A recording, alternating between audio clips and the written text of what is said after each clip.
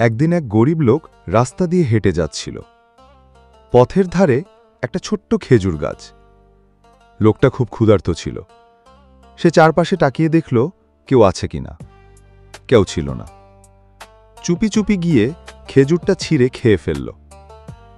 পরদিন লোকটা অসুস্থ হয়ে পড়ে। রাতে স্বপ্নে সে দেখে কেয়ামতের ময়দানে দাঁড়িয়ে আছে। তার আমলনামা ভারী না, হালকা না, একদম মাঝখানে।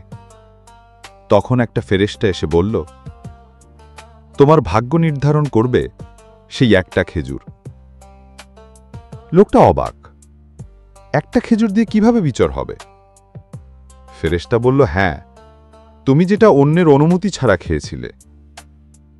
লোকটা কাঁদতে কাঁদতে বলল, হে আল্লাহ, আমি জানতাম না এই একটা খেজুরও এত বড় ব্যাপার।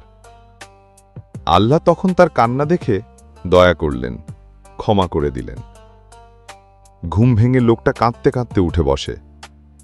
তখন থেকে সে ঠিক করল, কোনো হারাম জিনিস স্পর্শ করবে না, অন্যের হক নষ্ট করবে না, আর ছোট আমলকেও ছোট ভাববে না।